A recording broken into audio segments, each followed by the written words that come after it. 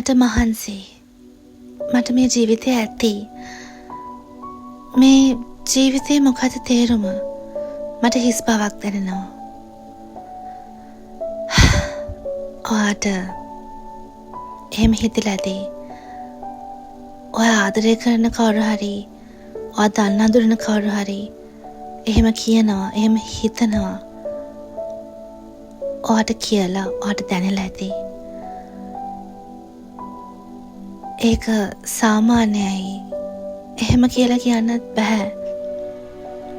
ජීවිතේ මිනිස්සුන්ට ඒ වගේ සිතුවිලි එන්න පුළුවන්.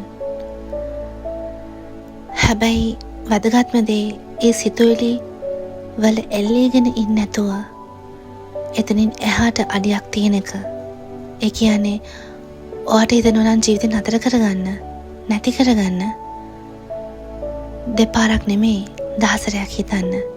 ඔයාගේ අම්මා තාත්තා වෙනුවෙන් නෙවෙයි, වෙන කවුරු නිසාවත් නෙවෙයි, ඔයා වෙනුවෙන් ජීවිතය අල්ලගෙන ඉන්න. මොකද අපි හැමෝටම අඳුරු පරිච්ඡේද එනවා.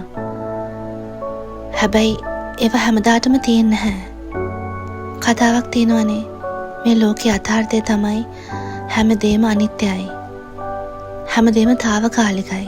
ඔයාගේ දුක, සතුට, කේන්තිය, මේ හැම හැඟීමක්ම සහ හැම කාල පරිච්ඡේදයක්ම తాවකාලිකයි. යනවා එනවා. ඉතින් එක කාල පරිච්ඡේදයකට ඔයාගේ මුළු ජීවිතයම ඔයා කැප කරනවද? විනාශ කරගන්නවද? නැත්තම් ඉස්සරහට ඔයා උනන්දුවෙන්, කැපවීමෙන්, අදිෂ්ඨානයෙන්, ධනාත්මක සිතවිල්ලකින් අඩිය තියනවද කියලා ඔයාම පොඩ්ඩක් කල්පනා කරන්න. ඒක තමයි ජීවිතය. ඉතින් මට මතක් කරන්න ඕනේ ඒක. ගිහින් එන්නම්.